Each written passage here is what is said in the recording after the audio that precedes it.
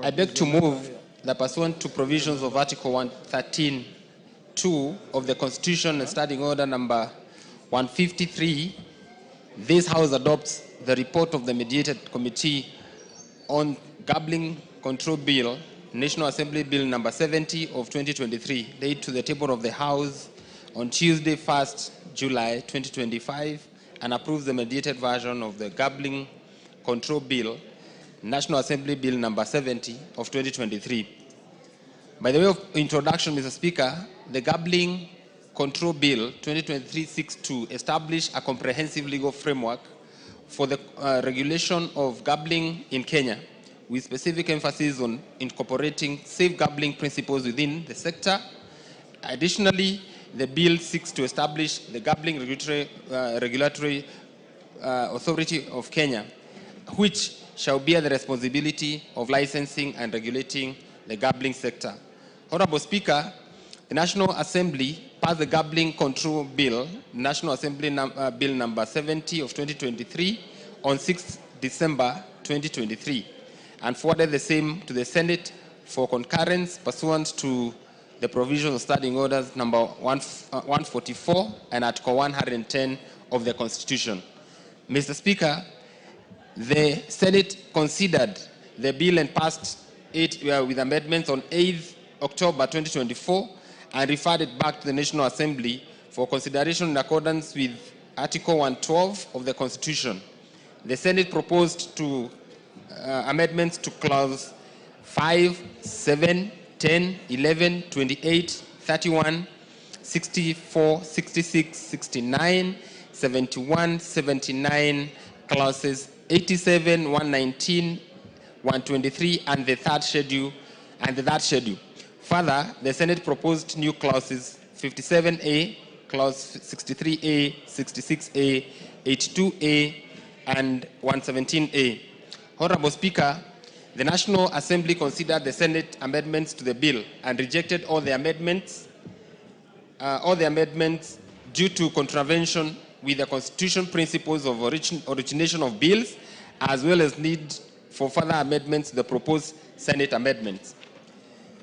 The Honorable Speaker, pursuant to Standing Order 148B, the National Assembly Standing Orders, the Speaker of the National Assembly conveyed a message to the Speaker of the Senate on the resolution by the National Assembly to reject the bill as amended by the Senate.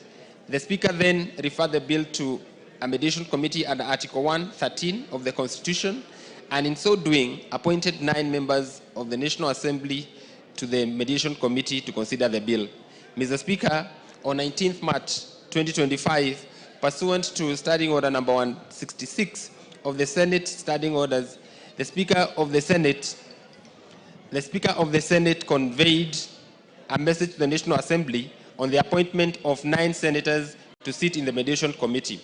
Mr. Speaker, pursuant to Article 113 of the Constitution, the mediation committee was required to attempt to develop a version of the bill that both houses would pass.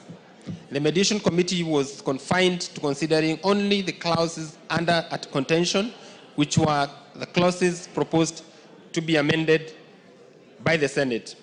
Honorable Speaker, permit me to give a highlight of the deliberations on the mediation committee, with particular attention to the clauses considered by the committee.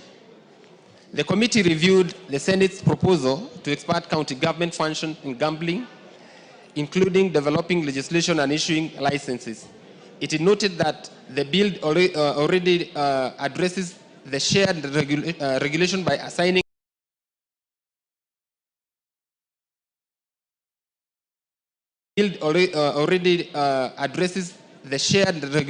regulation by assigning licensing to the National Authority and trade permits to county governments. As a result, the committee retained Clause 5 as originally drafted and recommended amending Clause 2 to clarify or to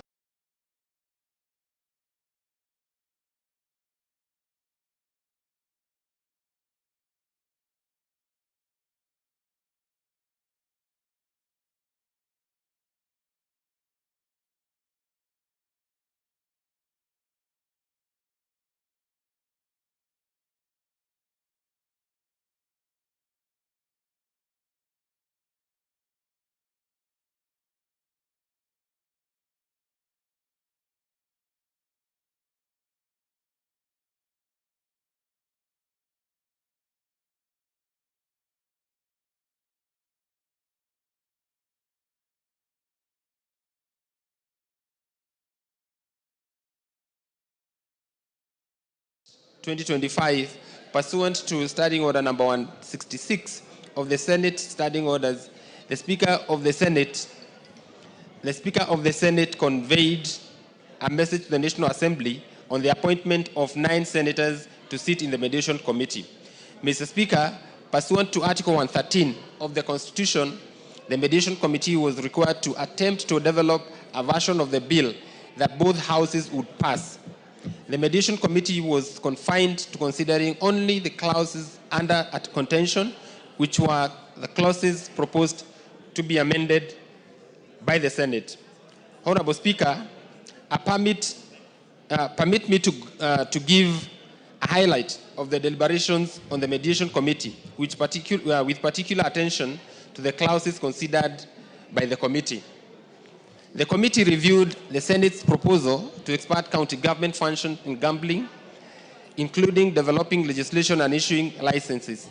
It noted that the bill already addresses the shared regulation by assigning licensing to the National Authority and trade permits to county governments. As a result, the committee retained Clause 5 as originally drafted and recommended amending Clause 2 to clarify or to clearly define a license and trade permit. Honorable Speaker, the committee considered the Senate amendment to Clause 7, which sought to amend the composition of the board of the Gambling Regulatory Authority. The committee resolved to retain the Attorney General's membership in the board, as well as to increase the number of representatives of the Council of Governors from 1 to 2 persons. The committee noted that these amendments would ensure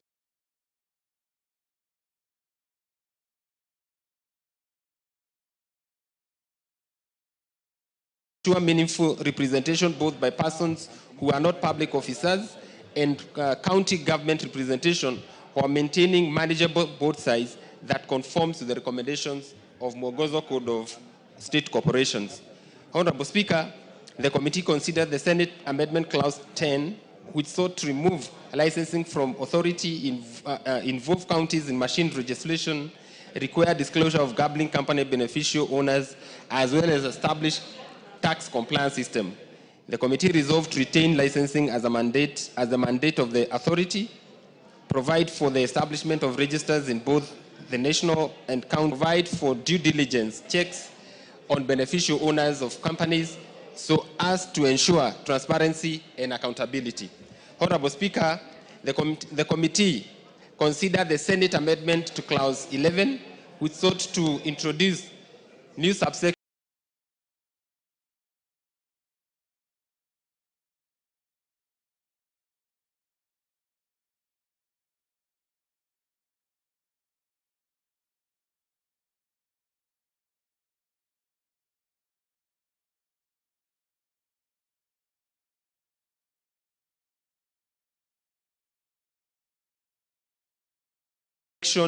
providing for the power of Cabinet Secretary to grant or revoke remote platform authorization.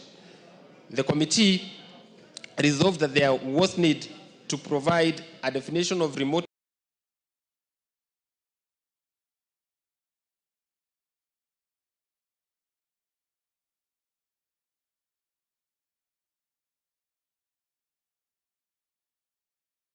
platform authorization in the definition section, as well as to provide that the Cabinet Secretary shall have the power to prescribe guidelines on remote platform authorization. Mr. Speaker, the Honorable Committee considered the Senate Amendment Clause to Clause 28, which sought to remove the power of the authority to issue licenses to key gambling employees and media promotions. The committee resolved that it was necessary to retain these provisions in the bill so as to conform with the international best practices, which provides for the licensing of key gambling employees. The committee considered the Senate amendment to Clause 31, which sought to extend the validity period of gambling licenses from 12 months to 36 months. The committee resolved to increase the validity period of an operating license to ensure ease of doing business and to align the bill with National Lottery Act number 20 of 2023, which provides for 7-year license for annual lottery operator. Honorable Speaker, the committee considered the proposed new clause 57A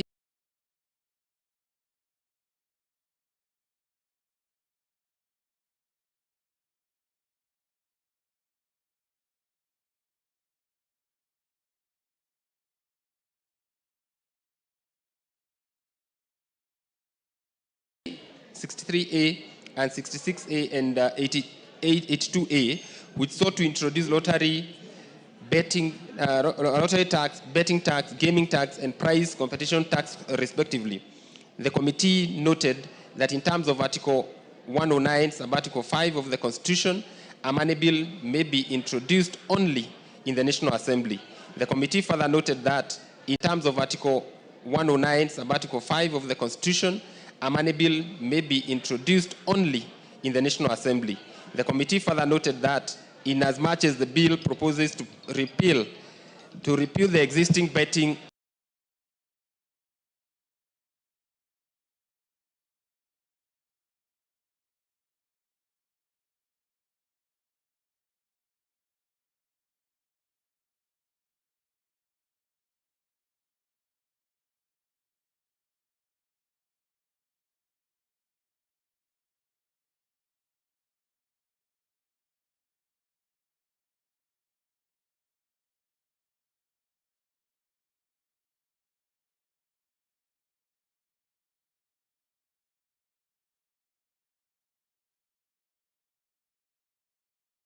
betting, Lottery and Gaming Act, Clause 121(6) of the bill provides that the provisions of betting tax, lottery tax, gaming tax, and prize competition tax shall continue to be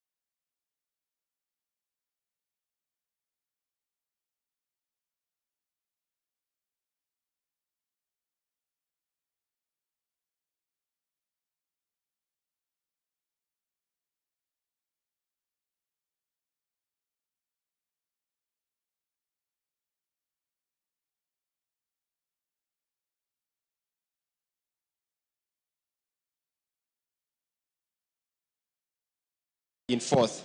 The committee therefore resolved that the new clauses as proposed by the Senate should not be part of the bill. Honorable Speaker, the committee considered the Senate amendment to clause 64, which sought to reduce the minimum amount of a single bet in a casino machine from 20 shillings to 1 shilling. The committee noted that the amount of 1 shilling as a minimum bet amount was not practical, noting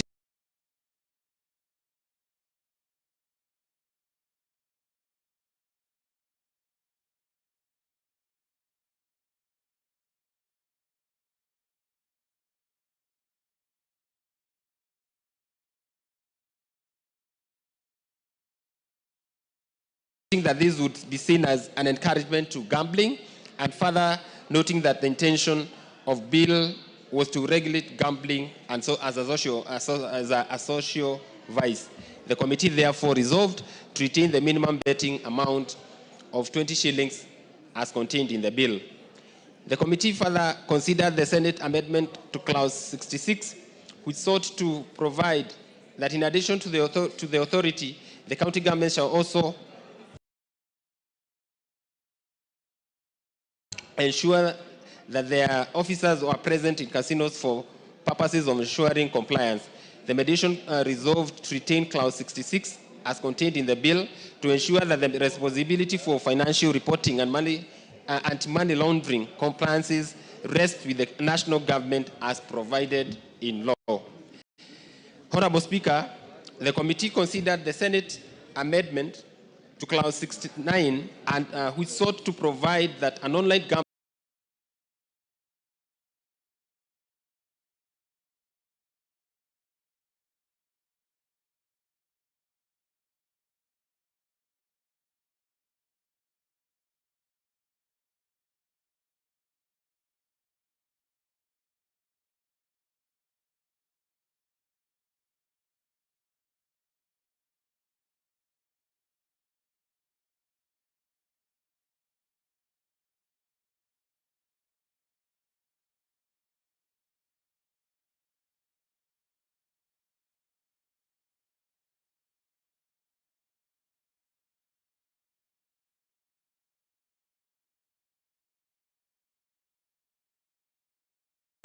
transaction shall commence at the time of deposit of money into the gaming account and shall conclude at the time withdrawal of money from a gaming account.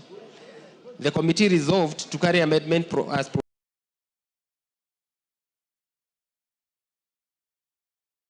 proposed by the Senate, noting that the amendment was in alignment with the provisions of Excise Duty Act, Cap 472.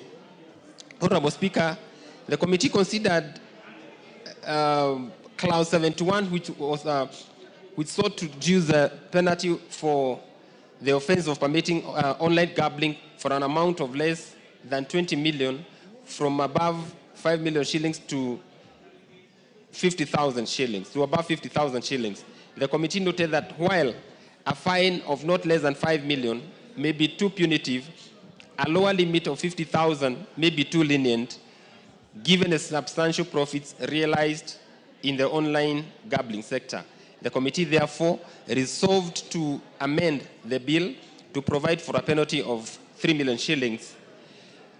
The committee considered further the amendment of clause 79, which sought to remove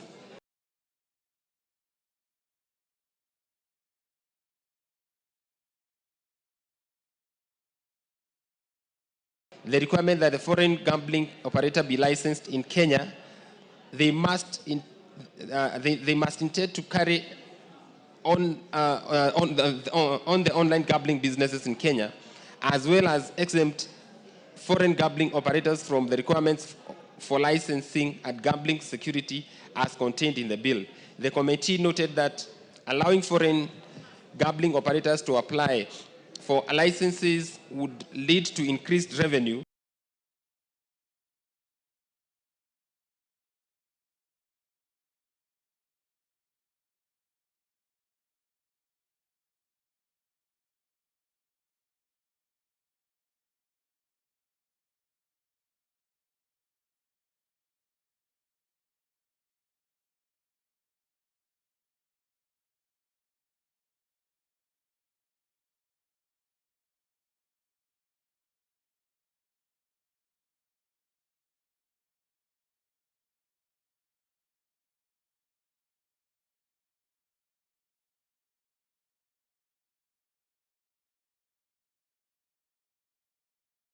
authority in the form of license fees paid by the foreign gambling operators, but such gambling operators would be required to comply with the provisions of the Act Cap 486 in relation to the registration of foreign companies.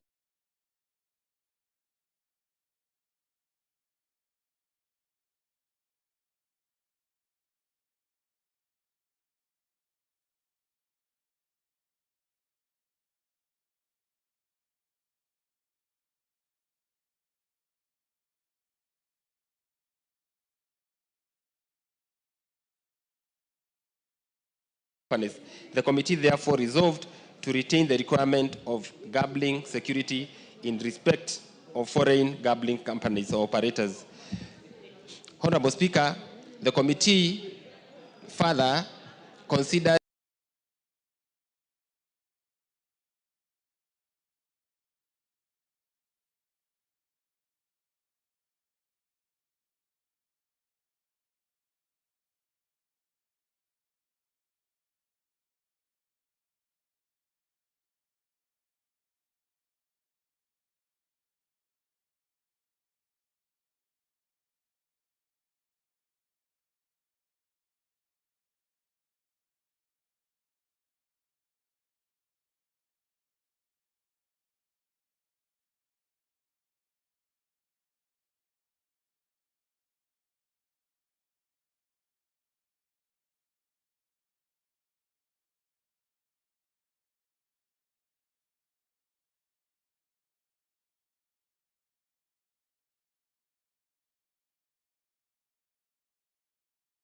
amendment to clause 87, which sought to remove the restriction of gambling advertisement between 6 a.m. to 10 a.m.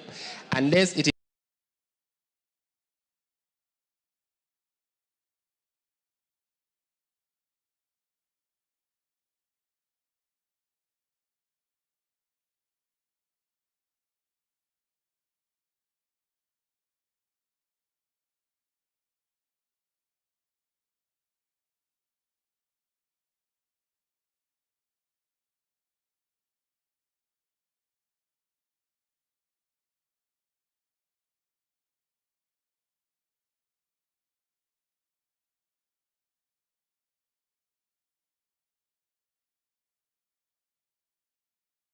or the advertisement of gambling from 20 million to shillings 1 million shillings and imprisonment from 20 years to 1 year. The committee noted that the objective of the restriction on the hours of gambling advertisement is to discourage gambling, which is a social vice. Removing restriction from the bill would lead to the unregulated advertisement airtime on television, which would subsequently increase the social vice. The committee further noted that the penalty proposed by the Senate for contravention of the gambling advertisement is too low. The committee therefore resolved to retain the provision as contained in the bill. Mr. Speaker, the committee reviewed the Senate's proposed clause 117A to restrict gambling premises operating hours to between 10 p.m. and 5 a.m. The committee found the proposal would not be practical, as online gambling would remain accessible 24 hours, 7 days a week, creating an unfair regulatory environment. Consequently, the committee resolved not to include the clause in the bill. Mr. Speaker, the committee further considered amendment to clause 119 by the Senate, which sought to remove the conduct of the National Lottery and National Lottery rules from among the matters which the Cabinet Secretary shall have power to make regulations. The committee noted that the bill seeks to make the gambling regulatory authority the main regulator of all gambling activities by empowering it to set standards and norms. Therefore, the amendment proposed by the Senate was not necessary. The committee therefore resolved to retain the clause as contained in the bill. Mr. Speaker, the committee considered also clause 123 of the amendment that was proposed by the Senate, which sought to amend the Income Tax Act the Excise Duty Act to provide for tax exemptions on gambling activities. The committee noted that Article 109, Sub-Article 5 of the Constitution provides that a money bill may be introduced only in the National Assembly. Therefore, the amendment proposed by the Senate were in contravention of the constitutional provision. The committee therefore resolved to retain the clause as contained in the bill. The committee considered the Senate amendment to the third schedule, which sought to reduce the security required in respect to online gambling and national lottery from 200 million shillings to 20 million shillings. The committee noted that while the National Assembly provision requiring 200 million shillings and gambling security may be considered too high, the Senate proposed reduction to 20 million shillings would be inadequate given the scale and potential impact of these operations. The committee therefore resolved to amend the bill to provide for the amount of 100 million shillings as gambling security in respect of online gambling and national lottery. Mr. Speaker, as I conclude, permit me to thank the members of the Mediation Committee for their efforts in developing a version of gambling control bill that not only gives effect to the constitutional principles of devolution, but will also lead to the establishment of a comprehensive legal framework to regulate the gambling sector in Kenya. Finally, Honorable Speaker, I urge this House to adopt the report of the mediated committee and approve the mediated version of the gambling control bill as contained in the order paper. I take note that this bill presents a comprehensive and a modernized approach to the regulation of gambling in Kenya. It aims to balance the economic benefits of the industry, which injects the much needed revenue into the country, into the economy, which at the same time,